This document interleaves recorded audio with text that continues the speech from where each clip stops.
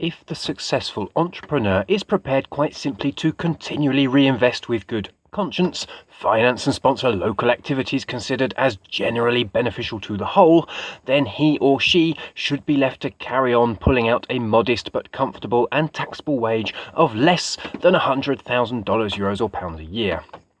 In this way, they are set up for using the abundance they are capable of generating to create more abundance and niches for the rest of us to follow in their wake, just because that is what they enjoy doing. But of course, because within the diverse nature of human beings, there will always be one or two who, if not watched, will gain weight, wealth and eventually power. Now, there is a phrase about floating to the top, but as I now use dry toilets, it has of course completely lost its meaning. We need to set and maintain certain limits, and this is why we need to apply these kind of taxing thresholds to stop anybody getting top heavy. So, having neatly straightened out politics and economics, let's go back and start at the bottom and simulate up, working through the real functioning of an ideal society. Now, permaculture is very much about design, and design requires analysis and ideas, and analysis requires information, and information requires research. The resulting design must be evaluated in the total absence of beer goggles, criticised, praised, and then modified before going back through the design process to create Mark II, Mark III, Mark IV, Mark V, etc. If we just let things happen, we mustn't be surprised that it isn't remotely how we would like it to be. And the problem is that most of us don't even have the time to imagine how we would like it to be because we are too busy having the shit scared out of us by the news and the telly. And any of us that do have a vague idea of how we would like it to be are very often, unfortunately, bogged down with lots of social dogma. I'm daring to tell you how I see it because my main niche at the moment in my life is to find solutions for tomorrow. It's just what I enjoy doing. But don't forget, I'm just presenting a rough structure that I have thought about more than most of you have. The idea is that you then take this information, add to it, remove from it, size it up, size it down, and overall make it yours.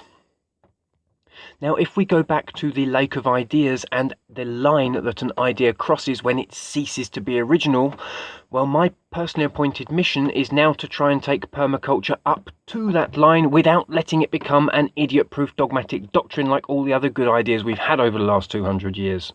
That in itself means that permaculture must remain on the outside of that line and that the masses in the middle must wake up and come out of consumerism one at a time and take responsibility for themselves. It is the only way to get rid of the them. The them can turn any idea into a big nasty tool for hidden hands to bludgeon humanity for 200 years. Most of what I have already said is not new. I've just been adding to it and sticking together lots of information and ideas that I have somehow accumulated through my quite short but rather intense lifespan. And of course, I hope that I've been linking this information in a very holistic way and vulgarising it all to make it understandable, and I hope I've made you laugh.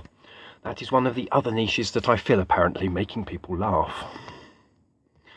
What I would ask you to do now is to each remix the information, make it yours, and pass it on if you find that it fits. Now, if, as is to be expected because of the diverse nature of human beings, some of it doesn't fit, change it. Don't throw it all out like a baby with the bathwater.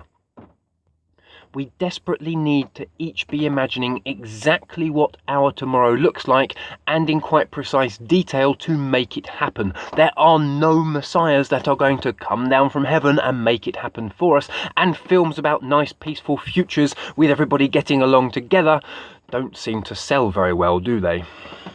So here we go, let's design tomorrow, starting at the bottom, agriculture. Now, real agriculture is about a lot more than just producing food. The duties of real agriculture are to produce food, fibre, oils, energy, along with ensuring ecological maintenance and regeneration by integrating all of these human needs into the landscape in harmony with the other living beings in the ecosystem. Just repeat that because it's quite difficult to get the first time round. The duties of real agriculture are to produce food, fibre, oils and energy, along with ensuring ecological maintenance and regeneration by integrating all of these human needs into the landscape in harmony with the other living beings in the ecosystem. We can now add to that the burden of carbon catching, which is quite honestly a piece of piss. Now, if we follow permaculture principles through in our agriculture, we should end up with a landscape equally divided into wildland and farms. That is to say, each farm having a large wild zone, and where possible, the wild zones of several farms should touch each other to create a very large wild zone. These farms should be many small farms containing many small fields. You see, it's a fractal pattern again. And all these fields and farms should be separated by contour hedges, peppered with useful trees, and the fields full of correct and precisely circulating animals. The whole thing needs to be headed by lakes and ponds teeming with fish and fowl, and thus feeding streams of clean water everywhere for everybody. Again, to accomplish this, we can use economics. Simply by setting a very heavy land tax on farms over a certain size would change everything. The sudden availability of land caused by this single political act, and add to that the growing economic demand for locally grown organic food, would trigger an urban exodus and repopulate rural areas sufficiently that we could finally drop the need to take the fucking car everywhere to be able to help each other out or to exchange goods and services between far-flung neighbours in the countryside. The rural population density needs to be a lot higher to stimulate that working together or community spirit, which will have to replace petroleum spirit. If we are going to have to stop using oil, we are also going to have nearly all of our needs produced very locally as well. Now, the good news is that when you get down to the needs and yields analysis in the humanosphere, we each need anywhere between 50 and 100 people in our lives to fulfill all of our needs. The even better news is that to fill the needs of 100 people, you only need 100 people. Now, if we start to design the rural community this way, the need to move around at high speed burning prehistoric excess sunlight would almost disappear. But let's keep the baby and recycle the bathwater. We could still have a car pool of cleaner energy vehicles built to last and maintained by a dedicated team of village mechanics. That's niche competencies again. And these mechanics would ensure the perfect maintenance of a variety of communal vehicles that we could then hire, contributing to the economy, to go off and visit faraway places or to achieve certain very difficult tasks. I'm the first one to go and borrow a tractor when there is a big heavy thing to move.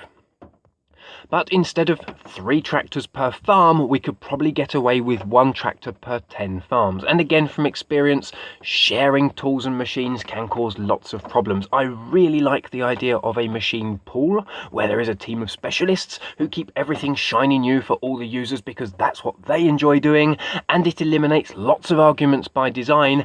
And if we design the machines right, they might well last 200 years instead of 30. It would be the same with water turbines and windmills and grain presses and dryers and all the other machinery we need collectively.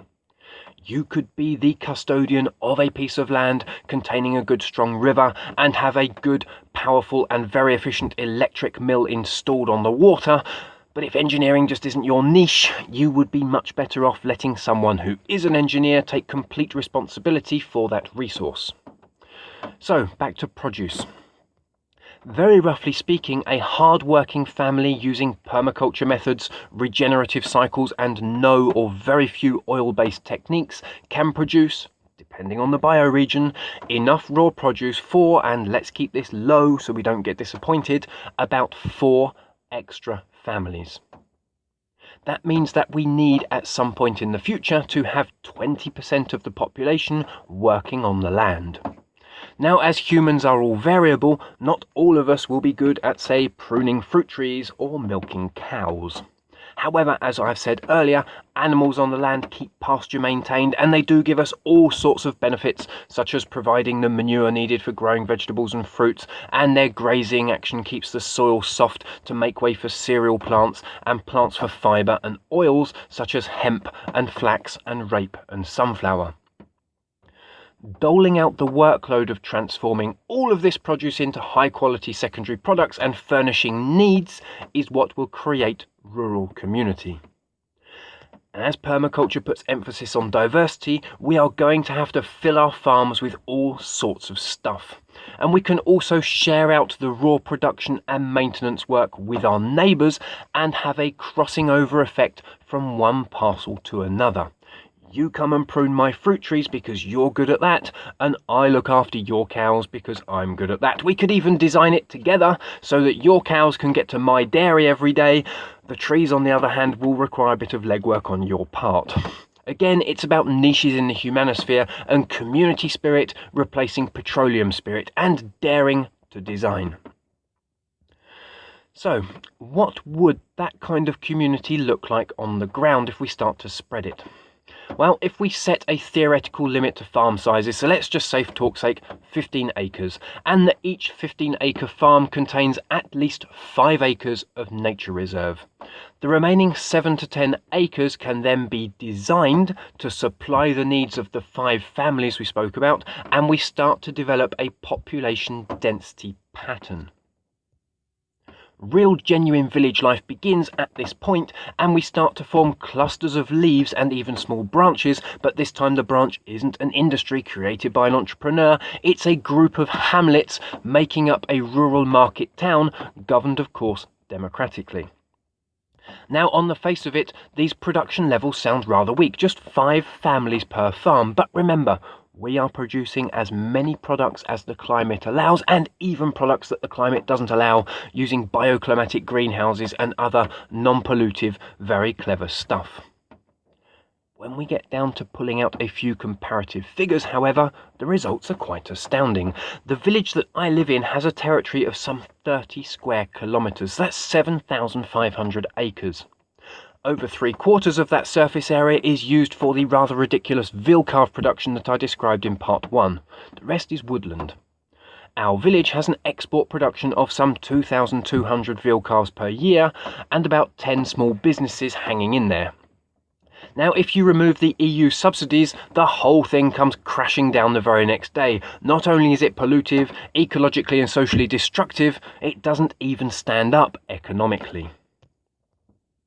There are a few oddballs, of course, like me, who grow sheep and chickens and vegetables, but the statistics say that the 5,700 acres under agricultural use is owned by less than 50 farmers. So that's over 100 acres each, and the irony is that nearly all of our local produced veal calves are shipped out to Italy to be fattened, brought back to the abattoirs here to be refattened after losing weight in the lorries coming back, before being killed and butchered here, and following these protocols, the resulting beef meat attains a certain internationally advertised quality label that declare it as being good local produce. It's called the AOC label, and it doesn't mean fuck all, whether it's on cheese, apples or meat. We can't actually buy anything that was locally grown without it being illegal black market goods. Although the local producers movement is growing quite rapidly now, access to land is still very difficult because farmers won't sell the abandoned stone-built farmyards that they're not doing anything with anything bigger than a vegetable plot because the acres are subsidised, and you get the idea. Now, if we theoretically employ my population density maximum by taxing the bollocks out of every acre over and above the 15th of any one landowner, we would suddenly have some 500 farms for sale now, wouldn't we? And once you get going, that's enough raw produce to sustain 2,000 families, as opposed to the 528 dwindling inhabitants that we are struggling to maintain. If the successful entrepreneur is